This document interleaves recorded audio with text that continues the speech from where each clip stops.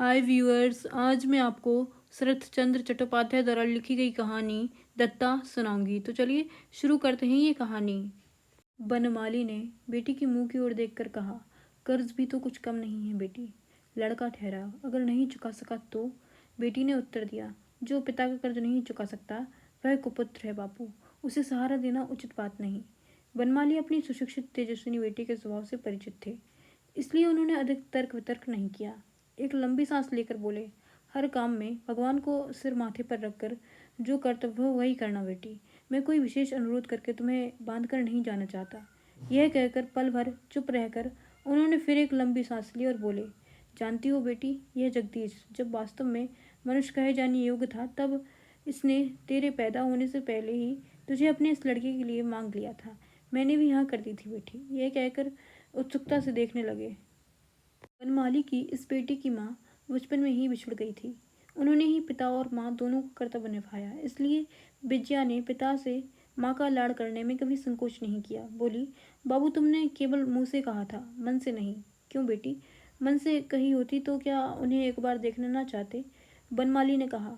रास बिहारी से जब सुना कि लड़का शायद अपनी माँ जैसा ही दुबला पतला है, डॉक्टरों आशा नहीं की कि उसकी उम्र लंबी होगी, तब मैंने उसे निकट पाकर भी कभी बुलाकर देखना नहीं चाहा। वह उस समय कलकत्ता में ही किसी वासे में रहकर बीए पढ़ रहा था। इसके बाद अपनी बीमारी परेशानी के कारण यह बात फिर सोची ही नहीं, लेकिन अब लग रहा है कि मुझसे भारी भूल हो गई बेटी। फिर भी यह सच है बेटी कि उस समय तेरे संबंध में मैंने जगदीश को मन से ही वचन दिया था। कुछ पल रुक कर उन्होंने कहा, आज तो सब यही जानते हैं कि जगदीश नशेबाज, जुआरी और निकम्मा और नकारा है, लेकिन एक समय था जगदीश ही हम सबसे अच्छा था। विद्या बुद्धि के लिए ही नहीं कहता बेटी, वह तो अनेक लोगों के पास होती है, लेकिन इस प्रकार प्राण देकर प्रेम करते मैंने और किसी को नहीं देखा, और यह प्रेम ही उसका दुर्भाग्य बना। उसके अनेक दोषों को मैं जानता हूँ, लेकिन अब याद आता है कि स्त्री की मृत्यु हो जाने पर वह शोक से पागल हो गया। तब तेरी माँ की बात याद करके मैं उसे मन ही मन श्रद्धा किए बिना नहीं रह सका। उसकी पत्नी सती लक्ष्मी थी। उसने मरते समय नरेंद्र को पास बुलाकर केवल इतना ही कहा था, बेटा यही आशीर्वाद दिए जाती हूँ कि भगवान पर तुम्हारा अडिग विश्वास रहे। सुना है माँ का अंतिम आशीर्वाद निष्फल नहीं गया। नरेंद्र ने इतनी सी उम्र में ही भगवान को माँ के समान ही प्रेम करना सीख लिया है, और जो मनुष्य यह कर सका है, संसार में उसके लिए और कुछ नहीं रहता बेटी।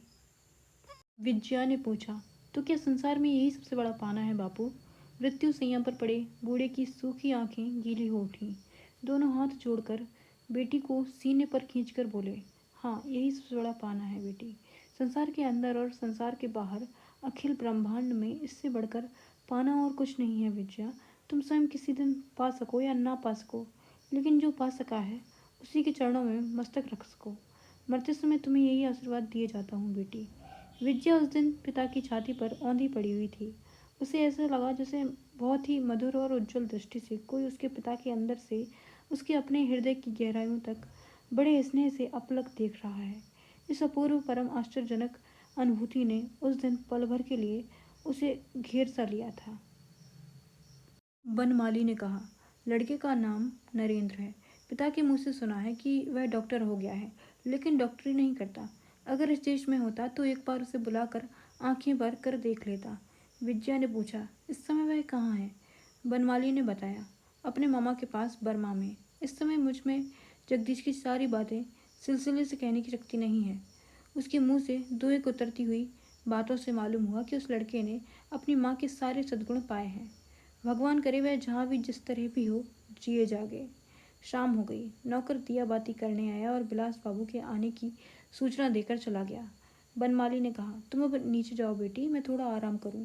विजया पिता के सिरहाने का तकिया संभाल कर शॉल को पैरों पर गर्दन तक खींचकर रोशनी को आंखों के ऊपर से आड़ में करके नीचे चली गई। तब पिता की जीर्ण छाती को चीर कर एक लंबी सांस निकल गई। विलास के आने के समाचार से बेटी के चेहरे पर जो लालिमा युक्त आभा दिखाई पड़ी थी, उससे पिता को पीड़ा पहुंची।